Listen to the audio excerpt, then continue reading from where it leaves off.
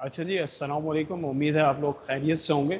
चले जी, हम last topic की बात करते हैं। लास्ट टॉपिक का नाम है ऑटोनॉमिक नर्वस सिस्टम और इससे डिफरेंट ड्रग्स निकलती हैं जिनका नाम होता है कोलिनर्जिक ड्रग्स या एड्रिनर्जिक ड्रग्स, जिनके बारे में हम डिटेल में पढ़ेंगे। मगर इससे पहले हम समझते हैं कि ऑटोनॉमिक नर्वस सिस्टम से पहले ये क्लासिफिकेशन स्टार्ट कहाँ से हुई। बेटा, अगर हम देखते हैं तो नर्वस सिस्टम की दो क्लासिफिकेशन मेनली है, central nervous system as well as peripheral nervous system. Central nervous system दो में डिवाइडेड होता है, brain and spinal cord. Brain and spinal cord, ठीक है। तो मेनली जो सेंटर की तरफ पूरी बॉडी को कंट्रोल कर रहा है, हार्मोन्स का रिलीज करा रहा है, न्यूरोट्रांसमीटर्स का रिलीज करा रहा है, ये तमाम काम करा रहा है सेंट्रल नर्वस सिस्टम। इसके अलावा पेरिफ्रीज, पेरिफ्रीज मीन कि बॉडी के साइड्स पे जो मौजूद हैं, पेरिफेरल नर्वस सिस्टम कहलाता है। पेरिफेरल नर्वस सिस्टम बेटा दो में क्लासीफाई हुआ है। किस किस में क्लासीफाई हुआ है? Efferent and as well as afferent. Efferent का मतलब क्या होता है कि जब भी कोई मैसेज ब्रेन से अवे जाए, दूर जाए, तो उसको कहते हैं इफरेंट, इफरेंट पाथवे, ठीक है। और जब कोई मैसेज ब्रेन के करीब आए तो उसे कहते हैं एफरेंट पाथवे। इफरेंट पाथवे में अफेक्टर ऑर्गन, अच्छा इसकी हम पढ़ लेते हैं पहले कि ये क्या होता है। ये पहले हम थर्ड जो डेफिनेशन है इफरेंट और एफरेंट की समझते हैं, फिर उसके बाद हमें चीज़ें समझ आएंगी। Afferent pathway carry signals away from the central nervous system, ठीक है। They are the signals your brain sends to your body to do something like blinking. इसमें जो मैसेज दिमाग भेजता है आगे बॉडी के लिए, मीन्स के दिमाग ब्रेन से अवे या सेंट्रल नर्वस सिस्टम से अवे जो मैसेज जा रहा है उसे क्या कह रहे हैं? Efferent pathway. इफरेंट पाथवे में जैसे ब्लिंकिंग या कोई स्पेशल केमिकल्स की सिक्रीशन कराना या किसी हार्मोन्स को रिलीज कराना, ये सारा किसके थ्रू हो रहा होता है? इफरेंट पाथवे के थ्रू हो रहा होता है। और दूसरा होता है एफरेंट पाथवे। एफरेंट पाथवे क्या होता है? Sensory organ. फॉर एग्जांपल, अगर आपके हाथ पे चोट लगी और आपको पेन हो रहा है, तो वो सेंस किया आपके रिसेप्टर्स ने, और वो रिसेप्टर्स वो पूरा मैसेज एक पाथवे के थ्रू दिमाग तक लेके गए, जिसके कहते हैं एफरेंट पाथवे।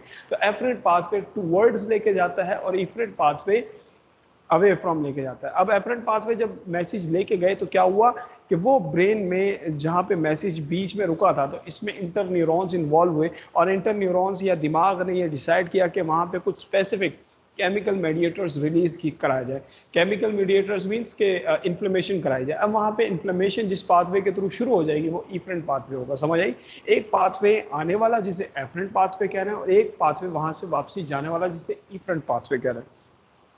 अच्छा जी, अब सेंट्रल नर्वस सिस्टम बेटा दो में डिवाइड हमने देखा था, ब्रेन और स्पाइनल कॉर्ड में, और peripheral nervous system.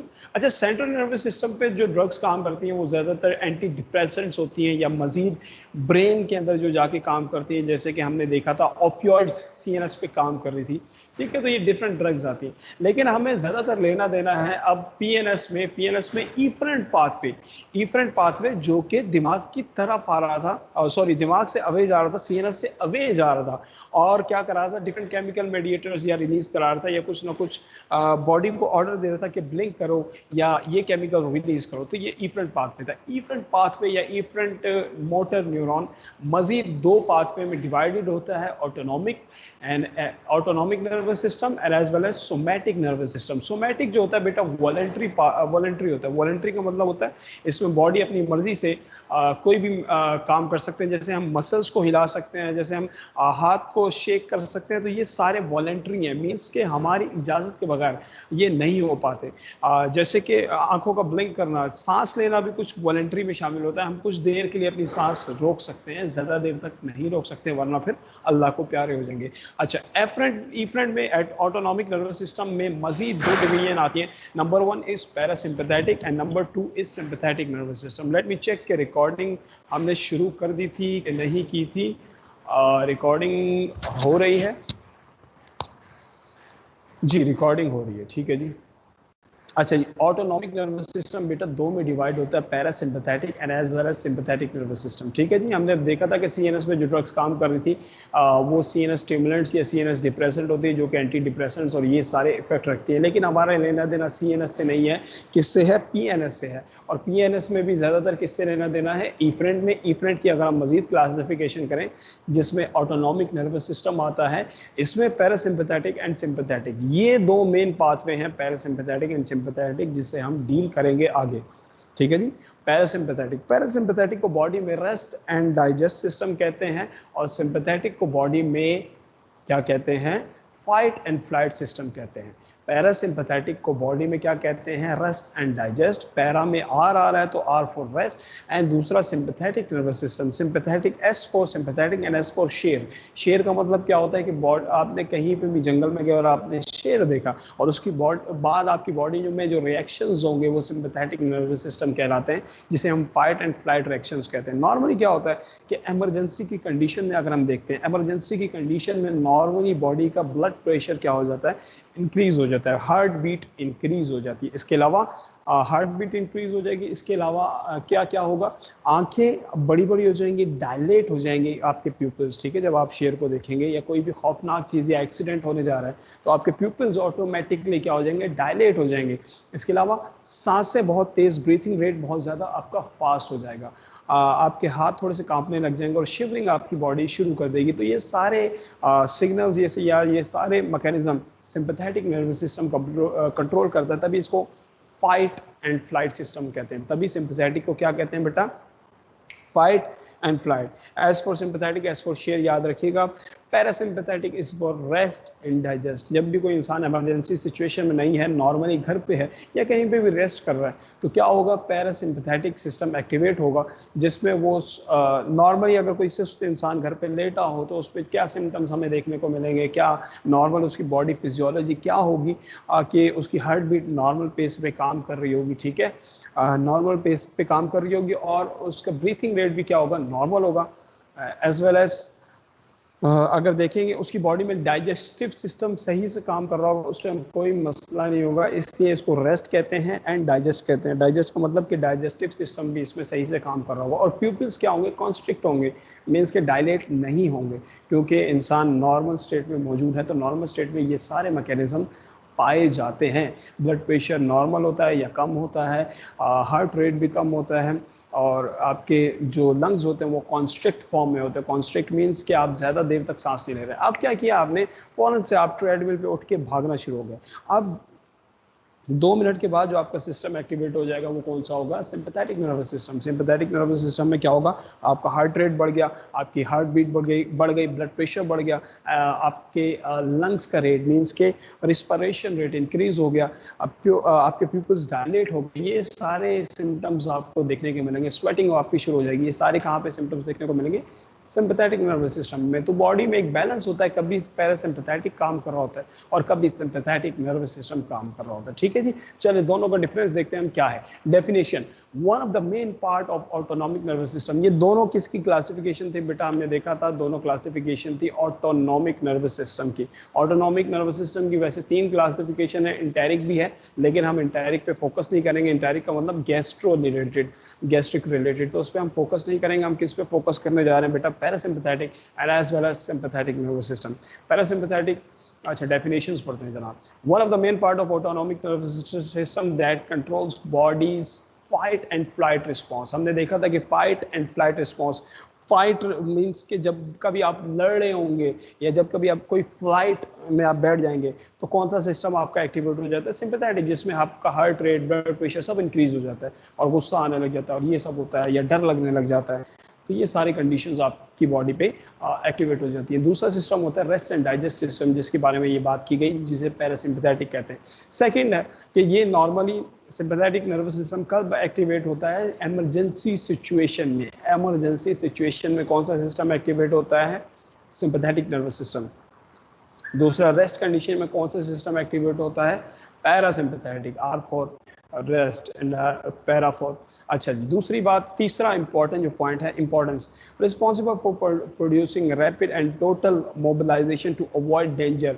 Sympathetic nervous system पूरी कोशिश करता है कि किसी तरह डेंजर को ख़त्म किया जा सकता है। फॉर एग्जांपल कि हम जहाँ पे भी हमें शेर दिखेगा या जहाँ पे भी कोई खौफनाक मंजर होगा या जहाँ पे भी धमाका हुआ, हम क्या करेंगे, फ़ौरन से कोशिश करेंगे कि वहाँ से उठ के भागने लग जाएं, और भागते हुए हम क्या करेंगे, उस डेंजर को अवॉइड करने की कोशिश करेंगे। और उस डेंजर को अवॉइड करने में कौन सा सिस्टम एक्टिवेट हो जाएगा, सिंपैथेटिक नर्वस सिस्टम। ठीक है जी। लेकिन रेस्ट एंड डाइजेस्ट की कंडीशन में या नॉर्मल पोजीशन में क्या होता है, नॉर्मली बॉडी में कौन सा चल रहा होता है, parasympathetic. Fourth point, sympathetic ganglia occurs on either sides of the spinal cord as two lateral chains, ठीक है, दो लैटरल चेन्स की फॉर्म में सिंपैथेटिक गैंग्लिया मौजूद होता है। अब सवाल ये है कि गैंग्लिया क्या होता है। गैंग्लिया एक क्लस्टर होता है न्यूरॉन्स का। गैंग्लिया क्या होता है बेटा, क्लस्टर होता है न्यूरॉन्स का। इसके लिए मुझे आपको ये इमेज दिखानी पड़ेगी। ये ज़रा देखें, ये एक ये इमेज है और एक इसके साथ छोटी सी जो मैंने इमेज दिखाई हुई, ये आप लोगों का मैंने बनाया है स्पाइनल कॉर्ड। स्पाइनल कॉर्ड जब भी मौजूद होता है, स्पाइनल कॉर्ड, उसके गिर्द ये आप लोगों को ग्रीन कलर में जो दो दिख रही हैं लाइंस, ठीक है, ग्रीन कलर में जो लाइंस दिख रही हैं, इसमें ये साफ तौर पे कहा गया कि इस साइड पे भी ये सारे गैंग्लिया हैं, ठीक है, ये दोनों साइडों पे मौजूद होते हैं गैंग्लियाज, इसमें न्यूरॉन्स स्पाइनल कॉर्ड के पूरे गिर्द मौजूद होते हैं, ठीक है, इसलिए इसको कहते हैं कि सिंपैथेटिक गैंग्लिया पूरे अराउंड या दोनों साइड्स पे मौजूद होते हैं इन स्पाइनल कॉर्ड। ये देखें, sympathetic ganglia occurs on either side of the spinal cord as two lateral chains. लेकिन पैरासिम्पैथेटिक गैंग्लिया जो है वो इस तरह मौजूद नहीं होते, वो टिश्यूज और ऑर्गन्स में मौजूद होते हैं। गैंग्लिया क्या था बेटा, क्लस्टर ऑफ न्यूरॉन्स को कहा जाता है, ठीक है जी, न्यूरॉन्स जब जुड़े हुए होते हैं। अच्छा, इसमें फिफ्थ पॉइंट है pre ganglionic fibres. Pre ganglionic fibres बताने से पहले मुझे आप लोगों को ये इमेज दिखानी पड़ेगी। ये इमेज ज़रा देखें, इसमें अच्छा इसमें दो तीन पॉइंट्स हम देखेंगे कि एक साइड पे कौन सा है बेटा, सिंपैथेटिक नर्वस सिस्टम है, और सेकंड साइड पे कौन सा है, पैरासिम्पैथेटिक नर्वस सिस्टम है, ठीक है। अच्छा, ये दो एक प्री गैंग्लियोनिक फाइबर होती है और एक पोस्ट गैंग्लियोनिक फाइबर होती है। तो देखें कि यहाँ से सिंपैथेटिक से दो रीजन है, थोरैसिक रीजन और दूसरा है लंबर रीजन, ठीक है जी, दो रीजन है सिंपैथेटिक से, thoracic region and lumbar region, जहाँ से ये डिफरेंट नर्व्स या डिफरेंट फाइबर्स अराइज हुई हुई हैं। लेकिन पैरासिम्पैथेटिक में भी दो रीजन हैं, और वो कौन से, क्रैनियल और सैक्रल, क्रैनियल और सैक्रल से अराइज हुए हैं ये सारे। अच्छा, अब इसलिए सिंपैथेटिक में ये सारे थोरैसिक और लंबर रीजन से अराइज होती हैं, प्री गैंग्लियंस या पोस्ट गैंग्लियंस, इसलिए इसको कहा जाता है thoraco lumbar region, thoraco lumbar region, ये नाम एक दफ़ा देख लीजिएगा। अच्छा, दूसरा इसी तरह पैरासिम्पैथेटिक का नाम रखा जाता है क्रैनोसैक्रल रीजन, क्रैनोसैक्रल रीजन, ठीक है जी, क्योंकि क्रैनियल और सैक्रल नर्व से मिलकर बना होता है। दूसरा फर्क ये बता रहा हूँ कि प्री गैंग्लियन, आप देख रहे हैं ये रेड कलर में जो बताया हुआ बेटा, ये प्री गैंग्लियन है। प्री गैंग्लियन में जो थोरैसिक रीजन से निकल रहा है सिंपैथेटिक नर्वस सिस्टम में, इसमें ये बताया गया कि प्री गैंग्लियोनिक नर्व जो है वो क्या होती है कि इसमें शॉर्ट होती है, किसमें, सिंपैथेटिक नर्वस सिस्टम में। सिंपैथेटिक नर्वस सिस्टम में क्या शॉर्ट होती है, प्री गैंग्लियोनिक नर्व शॉर्ट होती है। लेकिन ये जो पोस्ट गैंग्लियोनिक नर्व्स हैं, ये जो दूसरी नर्व्स निकल रही हैं जो कि ब्लू से रिप्रेजेंट की गई हैं, ये पोस्ट गैंग्लियोनिक नर्व्स क्या होती है, इसमें लॉन्ग होती हैं, अपोजिट टू पैरासिम्पैथेटिक। पैरासिम्पैथेटिक में अगर हम बात करेंगे तो प्री जो क्रैनियल से निकल रही हैं या सैक्रल से निकल रही हैं, प्री गैंग्लियोनिक नर्व्स क्या होंगी, इसमें लॉन्ग होंगी, और पोस्ट गैंग्लियोनिक नर्व्स क्या होंगी, शॉर्ट होंगी। अगर मैं सवाल आप लोगों से पूछूं कि सिंपैथेटिक में कौन सी नर्व्स लॉन्ग होंगी, तो आप लोग याद रखिएगा वो कौन सी नर्व्स हैं, पोस्ट गैंग्लियोनिक नर्व्स। और पैरासिम्पैथेटिक में कौन सी नर्व्स क्या होंगी, लॉन्ग होंगी, तो पैरा गैंग्लियोनिक में पैरासिम्पैथेटिक में प्री गैंग्लियोनिक नर्व्स क्या होंगी, शॉर्ट होंगी। तो ये बात याद रखिएगा। अच्छा, ये सारे पॉइंट्स स्लाइड में पीछे बताए हुए। अगर आप फिफ्थ पॉइंट देखें, pre ganglionic fibres arise from the thoracic and lumbar segments. हमने देखा था कि सिंपैथेटिक में थोरैसिक एंड लंबर रीजन से आ रहा होता है, और पैरासिम्पैथेटिक में कहाँ से आ रहा होता है, सैक्रल से और क्रैनियल सिस्टम से। इसलिए इसको कहते हैं कि ये थोरैको लंबर रीजन बनाता है, और जो पैरासिम्पैथेटिक है वो कौन सा रीजन बनाता है, क्रैनियोसैक्रल रीजन बनाता है, ठीक है जी। न्यूरोट्रांसमीटर्स की अगर हम बात करेंगे, अब ये बड़ी इंपॉर्टेंट बात यहाँ पे आ रही है कि न्यूरोट्रांसमीटर्स कौन से रिलीज होते हैं। तो बेटा याद रखिएगा कि जब हम सिंपैथेटिक नर्वस सिस्टम की बात करेंगे तो सिंपैथेटिक नर्वस सिस्टम में जो रिलीज होंगे उन्हें कहते हैं न्यूरोट्रांसमीटर्स को एड्रीनलिन या नॉन एड्रीनलिन, एड्रीनलिन या नॉन एड्रीनलिन, ठीक है जी, जिनका दूसरा नाम है एपिनेफ्रिन या नॉन एपिनेफ्रिन, ठीक है जी। अच्छा, दूसरी तरफ कौन से पोस्ट गैंग्लियोनिक नर्व्स पे कौन से रिलीज होते हैं, कोलिनर्जिक न्यूरॉन्स। कोलिनर्जिक न्यूरॉन्स में एग्जांपल है एसिटाइल कोलिन, कोलिनर्जिक में एग्जांपल है acetyl choline. Very important point जो कि हम आगे देखेंगे। अच्छा, अब इसी बेस पे एड्रीनलिन रिलीज होता है और इसके रिसेप्टर्स को कहा जाता है एड्रीनर्जिक रिसेप्टर्स, और जहाँ से कोलिन रिलीज होता है, एसिटाइल कोलिन रिलीज होता है, उन्हें कहा जाता है कोलिनर्जिक रिसेप्टर्स, ठीक है जी। क्या कहा जाता है, कॉलिनर्जिक रिसेप्टर्स।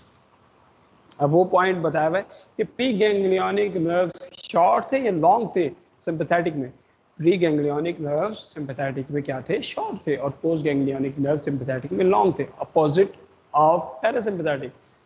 अच्छा, प्री गैंग्लियोनिक जो हमने देखा था कि सिंपैथेटिक नर्वस सिस्टम बॉडी में हर चीज़ को एक्टिवेट कर देता है, और ये कौन से न्यूरोट्रांसमीटर्स को रिलीज कराता है, एपिनेफ्रिन या नॉन एपिनेफ्रिन, जो कि एक्साइटेटरी मैकेनिज्म शुरू करते हैं, हार्ट रेट को इंक्रीज करते हैं। बॉडी में जो भी रेट जब बढ़ जाते हैं तो उससे एक्साइटेटरी न्यूरोट्रांसमीटर्स कहते हैं, और जो डिफरेंट रेट्स को, डिफरेंट चीज़ों को कम करते हैं उन्हें इनहिबिटरी न्यूरोट्रांसमीटर्स कहते हैं। तो पैरासिम्पैथेटिक में इनहिबिटरी न्यूरोट्रांसमीटर्स रिलीज होते हैं, और सिंपैथेटिक में एक्साइटेटरी न्यूरोट्रांसमीटर रिलीज होते हैं। पॉइंट्स टू रिमेंबर, ठीक है जी। ये सारे पॉइंट हमने देखे, यहाँ पे पढ़ लीजिएगा, जो भी मुश्किल हो तो मुझसे पूछ लीजिएगा आप मजीद।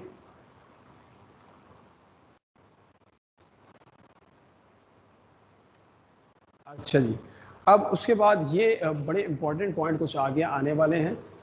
ये डिफरेंस एक दफ़ा देख लीजिएगा, अगर नहीं समझ आए तो समझ लीजिएगा, मुझसे पूछ लीजिएगा। चलें जी, हम ये स्लाइड पढ़ते हैं। ये स्लाइड बड़ी इंपॉर्टेंट पॉइंट है। हमने देखा कि पैरासिम्पैथेटिक नर्वस सिस्टम हर चीज़ को डिक्रीज करता है, और अक्सर किसको स्टिमुलेट करता है, रेस्ट को, डाइजेस्ट को स्टिमुलेट करता है, या डिफरेंट डाइजेशन से रिलेटेड मैकेनिज्म को स्टिमुलेट करता है। लेकिन सिंपैथेटिक नर्वस सिस्टम हर चीज़ को एक्टिवेट करता है और कुछ चीज़ों को इनहिबिट करता है, जैसे स्लाइवा को इनहिबिट कर दिया या डाइजेशन को इनहिबिट कर दिया। तो देखते हैं जनाब डिफरेंट बॉडी पार्ट्स पे पैरासिम्पैथेटिक और सिंपैथेटिक नर्वस सिस्टम में क्या काम होता है। ये समझना बहुत ज़रूरी है, क्योंकि डिफरेंट ड्रग्स जो हैं वो इसके थ्रू फिर काम करेंगे, जिससे समझना हमारे लिए ज़रूरी है। ये देखते हैं जनाब, प्यूपिल्स जब भी शेयर आएगा, प्यूपिल्स क्या हो जाएंगे बेटा, आज डायलेट हो जाएंगे। जब भी कोई डेंजर आएगा तो प्यूपिल्स क्या होंगे, डायलेट होंगे। जब भी बम ब्लास्ट होगा तो प्यूपिल्स क्या हो जाएंगे, डायलेट हो जाएंगे। अब मीन्स कि आप आंखें खोल खोल के एक दफ़ा देखने लग जाएंगे कि what happened near your environment. तो लेकिन इन पैरासिम्पैथेटिक क्या हो जाएंगे, प्यूपिल्स क्या हो जाएंगे, कॉन्स्ट्रिक्ट रहेंगे। नॉर्मल सिचुएशन में आप जब रेस्ट की कंडीशन में होते हैं तो आपके प्यूपिल्स क्या रहते हैं, स्क्रीट रहते हैं। अच्छा, नॉर्मल जब आप कंडीशन में मौजूद होते हैं, अच्छा जब भी डेंजर आता है तो आप लोगों को पता है कि आप थोड़ा सा भागेंगे, इधर उधर देखेंगे तो आपको प्यास बहुत ज़्यादा लगती है। क्यों प्यास ज़्यादा लगती है, क्योंकि सैलिवेशन, सलाइवा बॉडी क्या करती है, कम सिक्रीट करती है, सलाइवा बॉडी से इनहिबिट हो जाता है। तो ये दूसरा जो सिंपैथेटिक में आया कि इनहिबिट सैलिवेशन, कि सलाइवा जो है बॉडी में कम हो जाता है, और यहाँ पे स्टिमुलेट सलाइवा। तो अच्छा, तीसरा होता है सिंपैथेटिक में कि स्टिमुलेट, हार्ट बीट पे क्या इफेक्ट आएगा, हार्ट बीट इंक्रीज हो जाएगी, और यहाँ पे हार्ट बीट डिक्रीज हो जाएगी। अच्छा, चौथा सवाल ये है कि सिंपैथेटिक में एयरवेज क्या हो जाते हैं, रिलैक्स हो जाते हैं या एक्सपेंड हो जाते हैं। क्योंकि आप सांस बहुत ज़्यादा तेज़ तेज़ ले रहे होते हैं, इसलिए आपके जो लंग्स होते हैं वो क्या हो जाते हैं, एक्सपेंड हो जाते हैं या रिलैक्स हो जाते हैं। लेकिन नॉर्मल कंडीशन में आप सांस बहुत आराम से ले रहे होते हैं, और इस कंडीशन में आपके जो लंग्स होते हैं वो कॉन्स्ट्रिक्ट रहते हैं, मीन्स के नॉर्मल सिचुएशन में रहते हैं।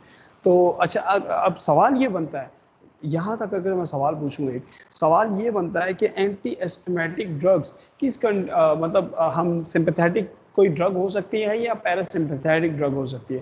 तो जवाब ये बनता है बेटा कि anti asthmatic drugs sympathetic drug हो सकती है, क्योंकि ये एयरवेज को क्या करा रही है, रिलैक्स करा रही है और डायलेट करा रही है। ठीक है जी, तो ये जब डायलेट कराएगी तो सांस लेने में उस पेशेंट को क्या होगा, आसानी होगी। डिफरेंट ड्रग्स इस मैकेनिज्म पे काम कर सकती है। अच्छा, उसके बाद सवाल ये है कि नहीं, पहले ये पॉइंट बताऊं फिर आपसे पूछते हैं कुछ सवालात। जी सर, जी जी जी। अच्छा जी, नंबर 4 पॉइंट जो यहाँ पे दिया गया कि लंग्स पे ये काम कर रहे हैं। अब 5 पॉइंट क्या है कि अच्छा, हमने देखा था कि पैरासिम्पैथेटिक रेस्ट एंड डाइजेस्ट है। अब ये हम बात याद रखेंगे, जब भी rest and digest system activate होगा तो इसका मतलब कि स्टमक की एक्टिविटी क्या हो जाएगी, स्टिमुलेट हो जाएगी। स्टमक के साथ साथ लीवर भी काम करता है, गॉल ब्लैडर भी काम करता है, और इंटेस्टाइन भी काम करते हैं। जब भी नॉर्मल कंडीशन होती है, नॉर्मल सिचुएशन होती है, तो ये तीनों चीज़ें साथ में काम कर रही है, stomach, intestine as well as liver या गॉल ब्लैडर। तो ये तीनों एक्टिविटीज़ क्या हो जाएंगी, स्टिमुलेट हो जाएंगी इन पैरासिम्पैथेटिक नर्वस सिस्टम। ठीक है जी। लेकिन यहाँ पे जब जब भी कोई शख्स इमरजेंसी की सिचुएशन में होगा तो क्या होगा, उसे भूख या तो ज़्यादा लगेगी या तो डर के मारे उसकी भूख खत्म हो जाएगी। तो ये क्या होगा कि एक्टिविटी जो स्टमक की होती है वो इनहिबिट हो जाती है, जो गॉल ब्लैडर की एक्टिविटी है वो भी इनहिबिट हो जाती है, और जो इंटेस्टाइन की एक्टिविटी होती है वो भी क्या हो जाती है, इनहिबिट हो जाती है। अच्छा, ये एक एक्स्ट्रा पॉइंट यहाँ पे बताया हुआ बेटा, यहाँ पे जहाँ पे हमने देखा है सेकंड लास्ट पॉइंट बता रहे सिंपैथेटिक में कि ये सिक्रीट करता है एपिनेफ्रिन और non epinephrine through kidney. Kidney के किस पार्ट से? एड्रीनल मेड्यूला से। एड्रीनल मेड्यूला से सिक्रीट करता है ये क्या सिक्रीट करता है बेटा? Epinephrine and as well as non epinephrine, जो कि ब्लड प्रेशर को इंक्रीज करते हैं और हाइपरटेंशन करवाते हैं। ठीक है जी। अच्छा, नॉर्मल कंडीशन में क्या होता है कि इंसान को जब बहुत ज़्यादा डर लगता है तो इंसान का यूरिनेशन का प्रोसीजर भी क्या हो जाता है, तेज़ हो जाता है, जिसकी वजह से अक्सर डर की फॉर्म में यूरिनेशन वहीं पे हो सकती है। तो रिलैक्स कराता है ये ब्लैडर को। इस पॉइंट से हम याद रखेंगे कि ये रिलैक्स कराता है ब्लैडर को, सिंपैथेटिक नर्वस सिस्टम, जबकि पैरासिम्पैथेटिक कॉन्ट्रैक्ट कराता है ब्लैडर को। आप नॉर्मल सिचुएशन में in case of rest and digest you can stop your urine as many time you want to. तो इसका मतलब है कि आपके ब्लैडर जो हैं वो कंट्रोल में रहते हैं in rest and digest form. तो ये डिफरेंट हमने देखे। अच्छा, अब ये तस्वीर जो है, मुझे आपसे सवाल ये है कि इसको आप फिल कर सकते हैं कि आई पे पैरासिम्पैथेटिक का क्या इफेक्ट है, और लंग्स पे क्या इफेक्ट है, हार्ट पे क्या इफेक्ट है, लिवर पे, इंटेस्टाइन पे and as well as bladder पे। यही बात सिंपैथेटिक नर्वस सिस्टम में पूछना चाहूँगा कि क्या इनका इफेक्ट है। और ये फिल अगर आप लोग कर लेंगे तो इसका मतलब आप सही से parasympathetic and sympathetic nervous system समझ सकते हैं, समझ गए हैं, और आपको अब ड्रग के मैकेनिज्म को समझने में भी काफ़ी ज़्यादा आसानी होगी। अच्छा, अब हम बात कर रहे हैं कि पैरासिम्पैथेटिक या सिंपैथेटिक नर्वस सिस्टम में कौन से रिसेप्टर्स मौजूद होते हैं। पैरासिम्पैथेटिक में जो न्यूरोट्रांसमीटर्स थे उन्हें हम कहते हैं एसिटाइल कोलिन या कोलिनर्जिक न्यूरोट्रांसमीटर्स कहते हैं। ठीक है जी। अच्छा, यहाँ पे दो तरह के रिसेप्टर्स पैरासिम्पैथेटिक में पाए जाते हैं, neuromuscular receptors and muscarinic receptors. दो एक तरह के ही न्यूरोट्रांसमीटर्स हैं, जो निकोटीन और मस्कुरेनिक। ठीक है जी। निकोटीन के साथ जब कोई निकोटिनिक रिसेप्टर के साथ जब एसिटाइल कोलिन आके बाइंड होगा तो वो निकोटिनिक कोलिनर्जिक रिसेप्टर कहलाएंगे, और मस्कुरेनिक कोलिनर्जिक रिसेप्टर्स कहलाएंगे। इनकी 5 टाइप्स हैं मस्कुरेनिक की, M1, M2, M3, M4, M5, और निकोटिनिक की NN और NM। NN for nicotinic receptor at क्या कह सकते हैं, देख लीजिएगा कि ये क्या है, और M फॉर मस्कुलर ब्लॉकेज। ठीक है, यहाँ पे डिफरेंट फॉर्म्स बताई गई। और सर कैसे हैं आप? बस क्लास ले लें। ठीक है जी। अच्छा, ये हमने देखा कि एट ए टाइम एक ही टाइम पे दो डिफरेंट तरह के रिसेप्टर्स काम कर रहे होते हैं एक बॉडी में। पैरासिम्पैथेटिक भी काम करेंगे और सिम्पैथेटिक भी काम करेंगे। और पैरासिम्पैथेटिक के रिसेप्टर्स को हम क्या कह रहे थे बेटा? मस्कुरेनिक रिसेप्टर्स या निकोटेनिक रिसेप्टर्स। लेकिन उसी के बावजूद जहाँ पे सिंपैथेटिक नर्वस सिस्टम की बात कर रहे थे तो इनके रिसेप्टर्स को हम एड्रीनर्जिक रिसेप्टर्स कह रहे थे, जो कि एपिनेफ्रिन या नॉन एपिनेफ्रिन पे काम कर रहे थे। देखिए, एट ए टाइम बॉडी में अगर एक शख्स रेस्ट ये में है या डाइजेस्ट में है, तो रेस्ट या डाइजेस्ट फॉर्म में मीन्स कि पैरासिम्पैथेटिक फॉर्म में उसके मस्कुरेनिक रिसेप्टर्स काम करेंगे। इसका मतलब ये दिमाग जो है उसको मैसेज देगा कि कंस्ट्रिक्ट कराओ प्यूपिल्स को अपने रिलैक्स रहने दो, तो वो रिलैक्स फॉर्म में रहेंगे। लेकिन जब भी कोई इमरजेंसी फॉर्म होगी तो दिमाग जो है एक मैसेज भिजवाएगा पैरासिम्पैथेटिक नर्वस सिस्टम के थ्रू कि अब क्या करो, डायलेट करवाओ। और डायलेट किसके थ्रू होंगे? Sympathetic nervous system. और सिंपैथेटिक नर्वस सिस्टम में एपिनेफ्रिन, नॉन एपिनेफ्रिन जब काम करेगी अल्फा एंड बीटा रिसेप्टर्स पे। इसके रिसेप्टर्स हमने देखे सिंपैथेटिक नर्वस सिस्टम में अल्फा रिसेप्टर्स होते हैं, अल्फा 1 एंड अल्फा 2, जिसे अल्फा एडिनर्जिक रिसेप्टर्स कहते हैं। और दूसरे होते हैं बीटा रिसेप्टर, जिन्हें बीटा 1, बीटा 2, बीटा 3 कहते हैं। ठीक है, अब इन्हीं रिसेप्टर्स की बेसिस पे डिफरेंट ड्रग्स बनी हुई है। Alpha 1 blocker, alpha 2 blocker, beta 1 blocker, beta 2 blocker, या बीटा एंटागोनिस्ट या अगोनिस्ट।